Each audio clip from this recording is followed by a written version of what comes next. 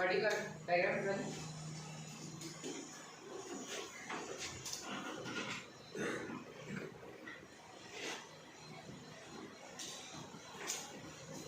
तर आता बघा रिफ्रॅक्शनची कन्सेप्ट थोडी.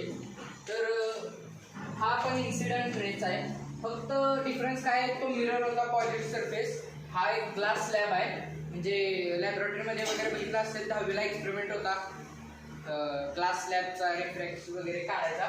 तर हा ग्लास स्लॅब असतो, 3 डायमेन्शनल असतो, फक्त असा फ्रंट व्ह्यू काढलाय म्हणजे असा आपण बघितल्यावरती कसा दिसेल तसा काढलाय.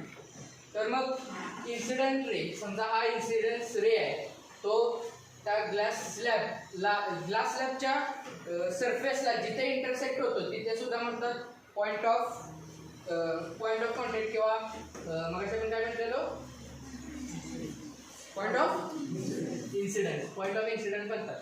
पण यामध्ये काय होत असतं, जसं मिरर किंवा पॉलिश सरफेसमध्ये लाईट रिफ्लेक्ट होत असते, पण यामध्ये कसं होतंय लाईट पास पण होते, थोडीशी पास होते आणि थोडीशी रिफ्लेक्ट पण होते. म्हणून ह्याला म्हणतात concept of simultaneous reflection and refraction. तर रिफ्रॅक्शनमध्ये काय होतंय, हे एअर आहे आणि हे ग्लास स्लॅब आहे. आपल्याला माहित आहे की एअरची डेन्सिटी कमी असते ही ग्लास स्लॅबपेक्षा. तर एक्सपेरिमेंटली असं आढळून आलं की जी लाईटची स्पीड आहे जी एअरमध्ये ती जास्त असते, आणि ज्यावेळी लाईट या ग्लास स्लॅबमध्ये किंवा कोणत्याही डेन्सर मीडियममध्ये एंटर करते त्यावेळी त्याची स्पीड ही कमी होते. आणि त्यामुळे खरं तर लाईट अशी जायला पाहिजे होती ह्या डॉटेड सरफेसवरून, पण या ग्लास स्लॅबमध्ये आल्यामुळे ग्लास त्याची डायरेक्शन चेंज करते. तर ते कशामुळे होतं, तर लाईटची स्पीड थोडीशी चेंज होते आणि नंतर वेगवेगळे फिनॉमिनॉन्स आहेत. हे फक्त एक्सपेरिमेंटल ऑब्झर्वेशन आहेत. हे का होत आहे त्यासाठी वेरियस थेरीज मांडल्यात, म्हणजे न्यूटन्स कॉर्पस्क्युलर थेरी, नंतर ते सी ह्युगेन्सची वेव्ह नेचर आहे, परत ड्युअल नेचर ऑफ लाईट वगैरे, त्या सगळ्यामध्ये एक्सप्लेनेशन आहे की डेन्सर मीडियममध्ये गेल्यानंतर किंवा जिथे जास्त पार्टिकल ॲग्रिगेट होतात तिथून लाईट ज्यावेळी पास होते त्यावेळी त्याची डायरेक्शन चेंज का होते आणि स्पीड का स्लो होतं ते नंतर आपण पुढे बघणार आहे. फक्त आता एवढं लक्षात ठेवायचं की इन्सिडन्स रे ज्यावेळी ग्लास स्लॅबमधून पास होतो त्यावेळी त्याची डायरेक्शन चेंज होते, आणि पॉईंट ऑफ इन्सिडन्सला आपण एक नॉर्मल काढतो सरफेसला, आणि इन्सिडन्स लेनं नॉर्मल बरोबर अँगल केलेला त्याला आपण आय म्हणतो, अँगल ऑफ इन्सिडन्स, आणि सध्या आपण त्याला θ1 असं म्हटलेलं आहे. आणि हा रिफ्रॅक्टेड रे आहे.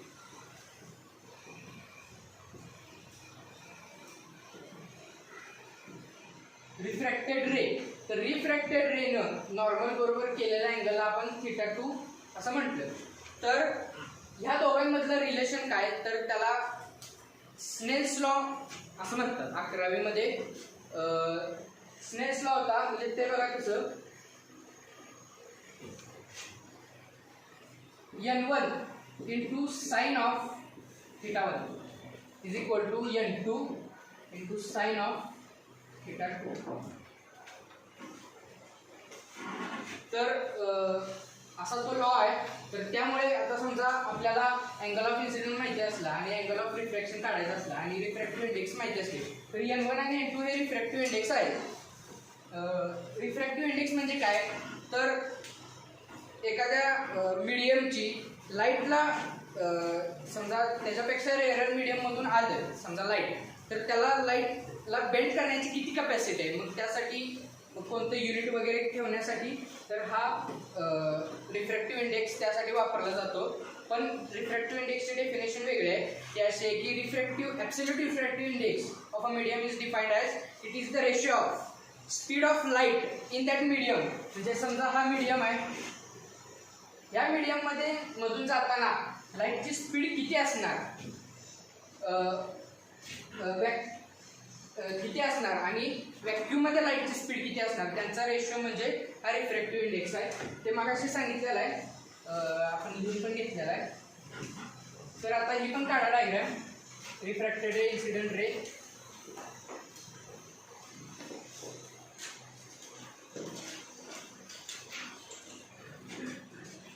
पॉइंट ऑफ इन्सिडन्स, इथं नाव द्या पॉइंट ऑफ इन्सिडन्स. तिथं मला रेअरर मीडियम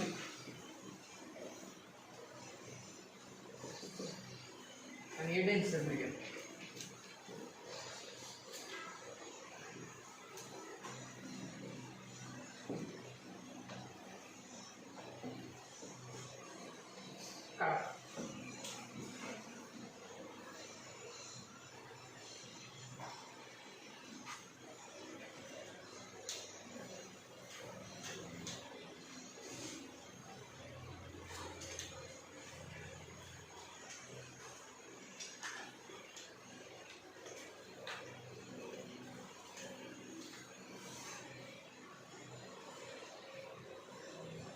अँगल ऑफ रिफ्रॅक्शनला आर सुद्धा म्हणतात. आर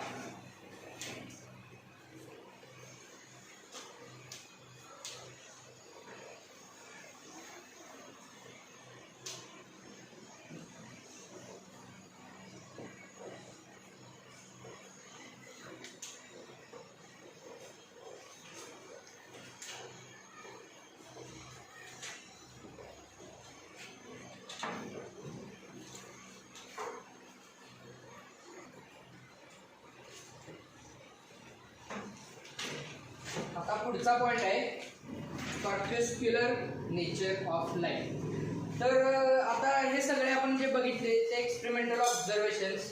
तरी 17th सेंचुरीमध्ये ज्यावेळी असे एक्सपेरिमेंट वगैरे होत होते तर त्यावेळी ते असंच का होतं ह्याला काही रिझन माहिती नव्हती.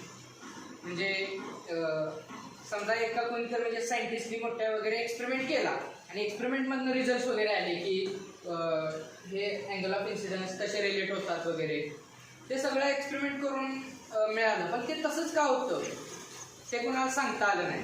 मग त्यासाठी वेगवेगळ्या सायंटिस्टनी डिफरंट थिअरीज मांडल्या.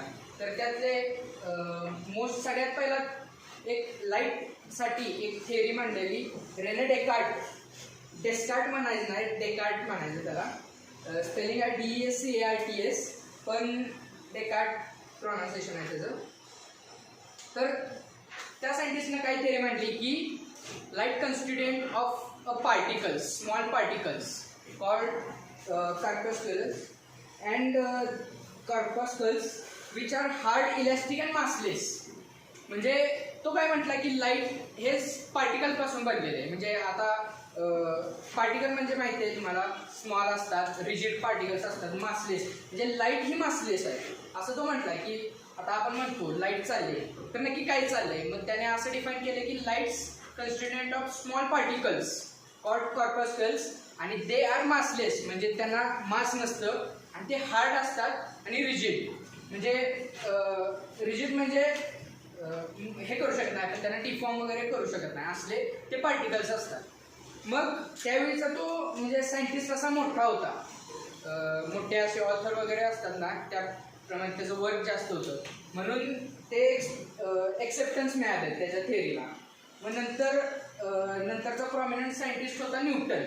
मग त्याच्याच थिअरीचा यूज करून त्याचे रिफ्रॅक्शनचे थोडे थोडे कन्सेप्ट्स आहेत म्हणजे ते थोडे एक्सप्लेन करता यावेत आपल्या फिजिक्सला वगैरे. परत रिफ्रॅक्शन का होतं आहे असं सगळं एक्सप्लेन करता यावं म्हणून न्यूटनने एक थिअरी मांडली द कॉर्पस्क्युलर थिअरी. आणि मग आपल्या पॉईंटचं नाव आहे कॉर्पस्क्युलर नेचर ऑफ लाईट. तर त्यावेळी तो काय म्हटला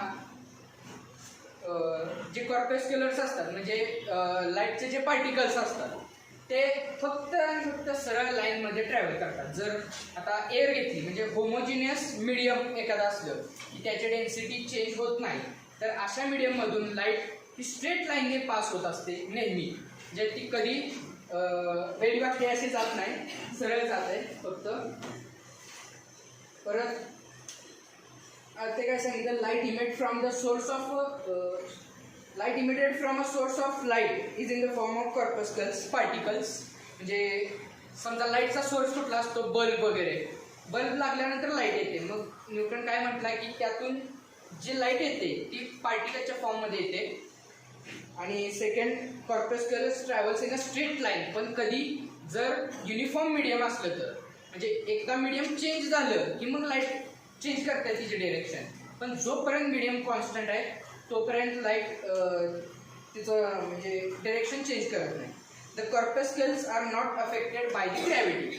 म्हणजे न्यूटन काय कन्सिडर केलं आधी की लाईटचे जे पार्टिकल्स असतात त्यांना मास नसतं, म्हणजे झिरो मास असतं त्यांचं. तर मग त्यामुळे ते जे कॉर्पस्कल्स असतात ते ग्रॅव्हिटी त्यांना अफेक्ट करू शकत नाही. तर आपल्याला न्यूटनचा लॉ म्हणतंय F is equal to m1 m2 upon r square g into m1 m2 upon r square. म्हणजे काय, mass of first particle into mass of second particle. पण मास ऑफ लाईट म्हणजे लाईटचे जे पार्टिकल्स आहेत त्यांचं मास किती असते न्यूटननं कन्सिडर केलं. मास किती असते, 0. मग ह्या इक्वेशनमध्ये समजा आपण 0 पुट केला, g1 इंटू 0 इंटू काय जरी असलं r स्क्वेअर इज इक्वल काय ना 0. म्हणजे दुसरा कुठलाही मास त्याच्यावरती फोर्स लावू शकत नाही, कोणता ग्रॅव्हिटेशनल फोर्स. म्हणजे आता समजा आपली अर्थ घेतली तर अर्थ लाईटवर ग्रॅव्हिटेशनल फोर्स लावू शकत नाही असं न्यूटन म्हटला. कारण की लाईटचं मास किती 0 आपण कन्सिडर केलं, म्हणजे न्यूटननं कन्सिडर केलं. नंतर काय आलं की हे सगळे म्हणजे अजम्पशन होते बरेच, त्यात म्हणजे फॉल्ट्स होते, डिसएडव्हान्टेजेस होते. पण इनिशियली न्यूटननं असं कन्सिडर केलं लाईटला मास नाही, लाईटच्या पार्टिकल्सला मास नसतं आणि ते ग्रॅव्हिटी त्यांना अफेक्ट करू शकत नाही. The size of particle is so small that they can penetrate through transparent medium. म्हणजे समजा आता आपण म्हणतो की ग्लास पर लाईट येते, म्हणजे मागून लाईट आली की ती पुढे सुद्धा येते, ती पूर्णपणे ट्रान्सफर होते लाईटच्या. तर न्यूटननं हे सांगण्यासाठी काय अजून केलं की लाईटचे जे पार्टिकल्स असतात ते इतके लहान असतात की कोणत्याही मीडियममधून ते इझिली पास होतात. फक्त म्हणजे जे ट्रान्सपरंट मीडियम असतात त्यांच्यातून ते इझिली पास होऊ शकतात, ओपेक मीडियममधून होत नाही. जे ओपेक मीडियम त्याने असे कन्सिडर केलं की ओपेक मीडियममध्ये पार्टिकल्स एकदम जवळजवळ असतात आणि त्यामुळे लाईटचे पार्टिकल त्याच्यातून थ्रू जाऊ शकत नाही असं न्यूटननं कन्सिडर केलेलं होतं. त्यामुळे न्यूटन म्हटलं की लाईटचे पार्टिकल इतके लहान असतात की ते कोणत्याही ट्रान्सपरंट मीडियममधून इझिली पास होतात आणि त्यामुळे ट्रान्सपरंट मीडियम लाईटला ब्लॉक करू शकत नाही असं न्यूटनचं म्हणणं होतं. Different colours of light are due to different size of corpuscles. म्हणजे आता वेगवेगळी लाईट येते, green light, red light, blue light, yellow light, सगळ्या लाईट्स आहेत वेगवेगळ्या कलरच्या. तर त्या वेगवेगळ्या कलरच्या लाईट कशामुळे आहेत तर पार्टिकलच्या साईज वेगवेगळी असं न्यूटन म्हटलं. तर समजा फॉर एक्झाम्पल आपण असं कन्सिडर करूया की एक लहान लाईटचा पार्टिकल आला, त्याची तो आला आणि आपल्या डोळ्यामध्ये गेला आणि आपल्याला रेड कलरचं सेन्सेशन झालं. समजा एक मोठा पार्टिकल आला, तो आपल्या डोळ्यामध्ये गेला आणि आपल्याला सेन्सेशन झालं की ब्लू. जे मोठा बरं का फक्त रेफरन्ससाठी येतंय असं काही नव्हतं, पण वेगवेगळे जर साईज असले पार्टिकलचे तर ते वेगवेगळे आपल्याला कलर सेन्सेशन जाणवत होतं असं न्यूटनचं कन्सिडरेशन होतं. आणि शेवटचं आहे की when corpuscles enter in our eyes we get sensation of light. म्हणजे जे लाईटचे पार्टिकल आहेत ते आपल्या डोळ्यामध्ये गेले की आपल्याला लाईटचं सेन्सेशन होतं. ते अजम्पशन्स होते न्यूटनच्या कॉर्पस्क्युलर थिअरीज ऑफ लाईटचे. पण याचे ड्रॉबॅक पण होते थोडेफार. आता न्यूटननं असं तरी म्हणजे सांगितलं की ट्रान्सपरंट मीडियममधून लाईट का पास होते, म्हणजे कशी पास होते वगैरे तिथंपर्यंत तो सांगू शकला. पण जे त्याला मेन एक्सप्लेन करायचं होतं ते तो करू शकला नाही. जे रिफ्रॅक्शनचे लॉ होते तो पूर्णपणे तो एक्सप्लेन करू शकला नाही. परत रिफ्लेक्शनचे जे लॉ होते तो पूर्णपणे एक्सप्लेन करू शकला नाही. आता फॉर एक्झाम्पल जरा एक्सप्लेन करतो, तो काय एक्सप्लेन करू शकला नाही कशामुळे. समजा हे पॉलिश सरफेस आहे आणि नॉन पॉलिश सरफेस आहे आणि इन्सिडंट रे एक आला, तर न्यूटननं काय कन्सिडर केलं की ते स्मॉल पार्टिकल्स आहेत, म्हणजे कॉर्पस्कल्स आपण त्यांना म्हणतो. तर समजा असे पार्टिकल्स आले, हे लाईटचे पार्टिकल्स आहेत बरं का, समजा असे आले आणि नंतर त्यामुळे ते इथे इन्सिडेंट झाले आणि न्यूटन्स म्हणजे आपण शिकतो की एवढे स्मॉल पार्टिकल होते आणि रिजिड पार्टिकल होते मासलेस. मग त्यामुळे इथं कोलिजन होणार. कुठलं कोलिजन होणार, परफेक्टली इलॅस्टिक कोलिजन. मग इथं इलॅस्टिक कोलिजन होतं. म्हणजे हे काही आपल्या टेक्स्टबुकमधलं नाही, थोडंसं एक्स्ट्रा सांगायला होते. तर इथं इलॅस्टिक कोलिजन होणार आणि मग ज्या स्पीडनं पार्टिकल आलाय त्या स्पीडनं इकडे जाणार तो पार्टिकल. इकडून असा पार्टिकल आला आणि त्यामुळे इथे परफेक्टली इलॅस्टिक कोलिजन झालं आणि या बरोबर ते सगळं बरोबर होत होतं. म्हणजे समजा वेलॉसिटीचा हा कॉम्पोनंट पूर्ण गेला, परत म्हणजे हा कॉम्पोनंट आहे वेलॉसिटीचा, हे बघा असा पार्टिकल आला, हा वेलॉसिटी त्याची व्ही, समजा हा व्ही डी आणि हा व्ही यू आपण कन्सिडर करूया फक्त. तर व्ही डी कोलिजन कसं झालं, असं झालं बरोबर. तर त्यामुळे तिची व्ही डी वेलॉसिटी होती ती बरोबर अपोजिट झाली आणि व्ही डी डॅश मिळाली, बरोबर का. मग कोलिजन झाल्यानंतर वरती गेली वेलॉसिटी आणि जी ही वेलॉसिटी आहे त्याला अफेक्ट झालेलं नाही काही सुद्धा आणि पार्टिकल मग बरोबर. म्हणून जो हा अँगल आहे लाईटने केलेला, लाईट अशी आलती, हे नॉर्मल आणि हे पॉईंट ऑफ इन्सिडन्स, हा जो अँगल थिटा, हा पण हा थिटाच असतो. इथंपर्यंत न्यूटन सक्सेसफुल झाला एक्सप्लेन करण्यासाठी रिफ्लेक्शनची कन्सेप्ट. पण त्यानं सांगितलेलं पार्टिकल्स एकदम लहान असतात, परत ते म्हणजे एका पाठोपाठ एका येत असतात वगैरे. पण आणि मग त्यामुळे काय झालं, तर इथे ज्यावेळी ते कोलिजन होत असतं त्यावेळी मागून पण पार्टिकल येणार, बरोबर का नाही. मग त्यावेळी ते सुद्धा कोलाइड होणार एकमेकांना. आणि समजा इकडून एक लाईट आली, लाईटची बीम आली आणि इकडून पण बरोबर आपण लाईटची बीम एकत्र सोडल्या तर काय व्हायला पाहिजे, न्यूटननं काय सांगितलंय ते पार्टिकल्स आहेत स्मॉल, तर ते बरोबर एकमेकाला कोलाइड होऊन मागं जायला पाहिजे होते, पण ते तसं झालेलं नाही. आणि म्हणून म्हणजे सक्सेसफुली न्यूटन त्याची थिअरी एक्सप्लेन करू शकला नाही. परत बाकीच्या ज्या नंतर ॲडव्हान्स कन्सेप्ट्स होत्या, द इंटरफेरन्स ऑफ लाईट, ते आहे पुढे आपल्याला. इंटरफेरन्स ऑफ लाईट म्हणजे कसं, ज्यावेळी आपल्याला झालंय मागच्या लेसनमध्ये की सुपरपोजिशन ऑफ वेव्ह एकत्र आल्यानंतर काय होतंय, एकतर कन्स्ट्रक्टिव्ह इंटरफेरन्स, डिस्ट्रक्टिव्ह इंटरफेरन्स होतो. म्हणजे समजा क्रस्ट एकत्र आले तर मग नंतर अशी मोठी वेव्ह तयार होते. समजा क्रस्ट आणि एकाचा ट्रफ असे एकत्र आले तर मग पूर्ण वेव्ह डिस्ट्रॉय होते, म्हणजे डिस्ट्रक्टिव्ह इंटरफेरन्स होतो. असं हे वेव्ह थिअरीवरून लाईटचं एक्सप्लेन केलं. पण न्यूटन हे एक्सप्लेन करू शकला नाही की लाईट इंटरफेअर झाल्यावर पॅटर्न्स का दाखवते, पॅटर्न्स दाखवत असते लाईट इंटरफेअर झाल्यावर, तर मग ते का दाखवते ते न्यूटन सांगू शकला नाही. आणि त्यामुळे न्यूटनच्या थिअरीचे ड्रॉबॅक्स आहेत. तर ड्रॉबॅक्स यामध्ये काय काय केलं बघूया.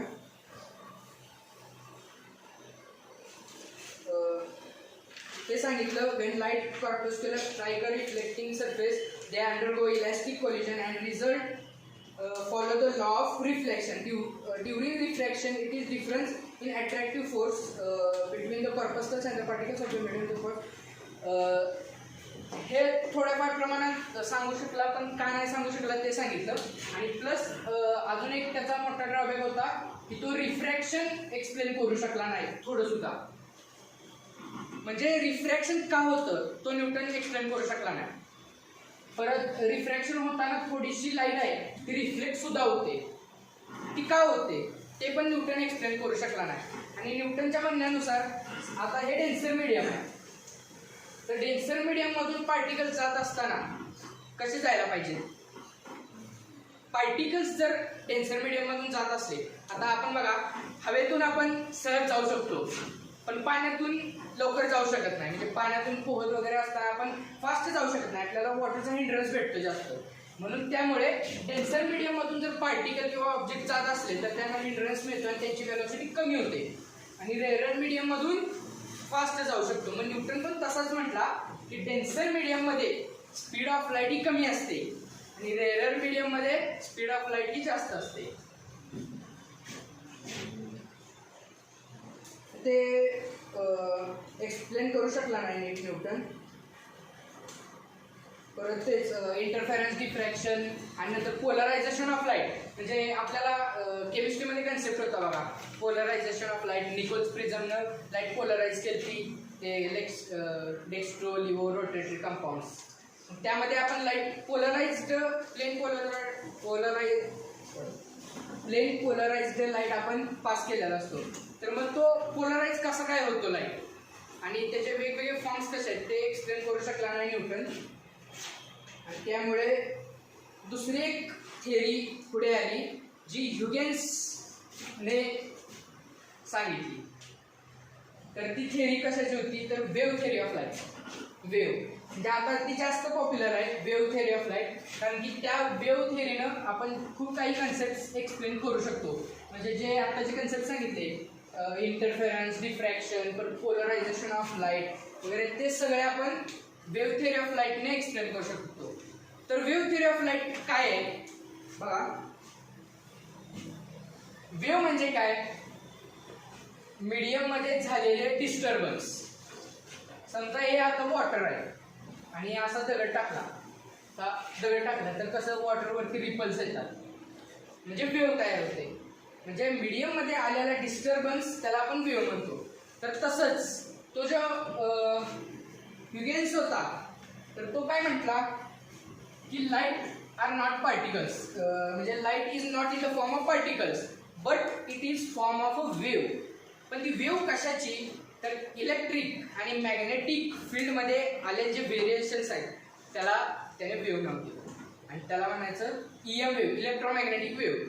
11वीच्या केमिस्ट्रीच्या 4th चॅप्टर स्ट्रक्चर ऑफ ॲटममध्ये पण आपण शिकलेलो आहे की light wave nature of light. तर ती वेव्ह कशी असते बघा. समजा ही direction of propagation of light आहे आणि समजा हे बोर्डला परपेंडिक्युलर समजा इलेक्ट्रिक फील्ड घेतलं, इलेक्ट्रिक फील्ड आणि इलेक्ट्रिक फील्डमध्ये असे ऑसिलेशन्स होतात. का लगा म्हणजे ऑसिलेशन्स आहेत, हे डिस्टर्बन्स आहेत. लाईट म्हणजे लाईट अशी जात नाही, लाईट ही अशी जाते आणि इलेक्ट्रिक फील्ड मॅग्नेटिक फील्डमधले डिस्टर्बन्स आपण बघू शकत नाही म्हणून ते काय सांगता येत नाही. पण आपण ते साईन वेव्ह किंवा ट्रान्सव्हर्स वेव्ह थ्रू काढू शकतो. आणि इलेक्ट्रिक फील्ड असं बोर्डला समजा पॅरलल आहे, असं हा बोर्डचा प्लेन आहे आणि हे इलेक्ट्रिक फील्ड आहे कळलं. आणि आता मॅग्नेटिक फील्ड कसं घ्यायचं म्हणजे आडवं म्हणजे बोर्डला परपेंडिक्युलर. आता लाईट कशी गेली, इलेक्ट्रिक फील्ड कसं ऑसिलेट होत आहे असं ऑसिलेट होत आहे कन्सिडर करा. तर मॅग्नेटिक फील्ड कसं ऑसिलेट होत आहे असं ऑसिलेट होतं. कळलं का, जरा इमॅजिन करा थोडं की समजा ही लाईट आहे, ही लाईट अशी ट्रॅव्हल होते तर त्यासाठी इलेक्ट्रिक फील्ड कसं ऑसिलेट होणार असं इलेक्ट्रिक फील्ड बरोबर. आणि मॅग्नेटिक फील्ड कसं ऑसिलेट होणार असं. काय का म्हणजे बोर्डच्या प्लेनला परपेंडिक्युलर ऑसिलेट होणार. हे बघा म्हणजे असं काढतो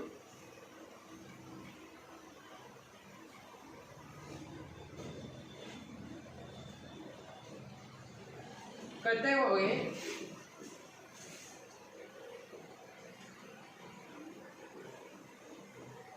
हे परपेंडिक्युलर बोर्डच्या प्लेनला पॅरलल आहे इलेक्ट्रिक फील्ड आणि हे असं मॅग्नेटिक फील्ड दिसते का. अशी वेव्ह चालली, हे इलेक्ट्रिक फील्ड ऑसिलेट होते आणि हे मॅग्नेटिक फील्ड ऑसिलेट होते. मग त्याने सांगितलं की light is a form of wave and this wave is created due to oscillations or disturbance in the electric and magnetic field which are perpendicular to each other as well as to the direction of propagation of the wave. म्हणजे ह्या डायरेक्शनने जर light जात असली तर त्या डायरेक्शनला पण perpendicular पाहिजे आणि इलेक्ट्रिकल फील्ड मॅग्नेटिक फील्ड दोघं पण एकमेकाला परपेंडिक्युलर पाहिजे. अशा फील्डमध्ये ज्यावेळी हिंड्रन्स तयार होतो त्यावेळी लाईट तयार होते आणि लाईट प्रोपॅगेट करते असं त्याने सांगितलं. तर ही वेव्ह थिअरी ऑफ लाईट ज्यावेळी आपल्याला मिळाली त्याच्यामुळं आपण बरेच कन्सेप्ट एक्सप्लेन करू शकतो. म्हणजे इंटरफेरन्स असेल, डिफ्रॅक्शन असेल तर ते का होतं तर लाईटला आपण वेव्ह कन्सिडर केले तर वेव्ह असल्यामुळं ते सुपरपोजिशन होतं. सुपरइम्पोज आपण दोन लाईटचे वेव्ह सुपरइम्पोज करू शकतो त्यामुळे इंटरफेरन्सचे पॅटर्न्स आपल्याला दिसतात. परत डिफ्रॅक्शन ते त्याच पद्धतीने एक्सप्लेन केलेलं आहे. पोलरायझेशन म्हणजे असं वेगवेगळ्या डिरेक्शननं जे electric field magnetic field oscillate करतात ते आपण एका प्लेनमध्ये आणू शकतो आणि मग लाईटला प्लेन पोलराइज करू शकतो. मग हे सगळे वेव्ह थिअरीमुळे कन्सेप्ट आपण आपण एक्सप्लेन करू शकलो. मग आता या फिजिक्सच्या वर्ल्डमध्ये म्हणजे त्या काळी, आता सांगत नाही, त्या काळी तर दोन असं डिबेटचे विषय होते. म्हणजे थोडक्यात असं काही जण म्हणायचे की नाही, लाईट ही पार्टिकलच आहे, लाईटचं वेव्ह नेचर आम्हाला मान्य नाही. पण काही थोडे लोक म्हणायचे की की वेव्ह नेचर आम्हाला म्हणजे जास्त पटतंय, की पार्टिकल नेचर नाही. असं म्हणजे असं एकमेकांना विरोध करत होते. पण नंतर असं आढळून आलं की दोन्ही लाईटचे दोन्ही नेचर आहेत. Light has dual nature. म्हणजे जर आपण असं कन्सिडर केलं की लाईट फक्त वेव्ह आहे आणि पार्टिकल नाही, तर काही कन्सेप्ट आपण एक्सप्लेनच करू शकत नाही. म्हणजे फॉर एक्झाम्पल, जर लाईटला आपण फक्त वेव्ह कन्सिडर केलं आणि पार्टिकल कन्सिडर नाही केलं, तर ब्लॅक बॉडी रेडिएशन म्हणून आपल्याला कायनेटिक थिअरी ऑफ गॅसेसचा शेवटचा पार्ट आहे, तर त्यामध्ये आहे की ब्लॅक बॉडी रेडिएशन. मग ते अल्ट्राव्हायोलेट कॅटॅस्ट्रॉफी म्हणून हे होतं की त्यावेळी सायंटिस्ट एक्सप्लेन करू शकले नाही की थेरॉटिकल ग्राफ हा असा येतो आणि एक्सपेरिमेंटल ग्राफ म्हणजे थिअरी काय सांगत होती की ब्लॅक बॉडी रेडिएशनचा ग्राफ हा असा आला पाहिजे, पण एक्सपेरिमेंट काय सांगत होतं की ग्राफ हा असा येतो. मग असा का एवढा मोठा चेंज, डिफरन्स ग्राफचा असा कसा येतो? म्हणजे पूर्ण तिची आधीची थिअरी होती ब्लॅक बॉडी रेडिएशनची, ती पूर्ण चुकीची होती. आणि ती नंतर मग प्लँक क्वांटम थिअरी वगैरे त्याचा यूज करून ती एक्सप्लेन करण्यात आली. पण ह्यासाठी लाईटचं पार्टिकल नेचर वापरण्यात आलं. मग समजा लाईटचं पार्टिकल नेचर नाही वापरण्यात आलं तर मग हे आपण एक्सप्लेन करू शकत नाही. परत अजून फोटो इलेक्ट्रिक इफेक्ट, आईन्स्टाईनचा फोटो इलेक्ट्रिक इफेक्ट, तो आपल्याला लेसन नंबर 14मध्ये आहे, फोटो इलेक्ट्रिक इफेक्ट. तर तो एक्सप्लेन करण्यासाठी सुद्धा आपल्याला लाईटचं पार्टिकल नेचर हे लक्षात घ्यावं लागतं. म्हणजे आता बघा, दोन्ही कन्सेप्ट, लाईटचं पार्टिकल आणि लाईटचं वेव्ह नेचर, हे दोन्ही कन्सेप्ट आपण एक्सेप्ट केल्याशिवाय आपण फिजिक्सचे सगळे फिनॉमिनॉन्स एक्सप्लेन करू शकत नव्हतो. त्यामुळे नंतर दोन्हीचं युनिफिकेशन केलं आणि असं कन्सेप्ट असं सांगण्यात आलं की light has dual nature. One is particle nature and one is wave nature. परत ते नंतर एक्सपेरिमेंट झाले वगैरे, डी ब्रॉग्ली वेव्हलेंथ, ते काही नंतरचा भाग आहे. तो नंतर आपल्याला चॅप्टर नंबर 14मध्ये आहे. परत नंतर भरपूर एक थिअरीज वगैरे लाईटच्या एक्स्ट्रा, मॅक्सवेलने इलेक्ट्रोमॅग्नेटिझम बद्दल लाईटचं जास्त सांगितलं. नंतर हर्ट्झने थोडंफार कॉन्ट्रीब्युशन, अल्बर्ट आइन्स्टाईन, अशा बऱ्याच सायंटिस्टनी थोडंफार लाईटच्या थिअरीमध्ये थोडे चेंजेस केले. परत अजून ॲक्युरेट त्यांना केले आणि आता आपल्याला ड्युएल नेचर ऑफ लाईट म्हणजे दोन्ही हे परफेक्ट कन्सेप्ट आहे. आणि त्याच्यावरती बेस्ड आता पुढचे पॉईंट्स आहेत, त्यानंतर घेऊया. लाईट ॲज अ वेव्ह आहे, नंतर ह्युजेन्स थिअरी, वेव्ह फ्रंट वगैरे बाकीचे प्रिन्सिपल्स आहेत, त्यानंतर घेऊया.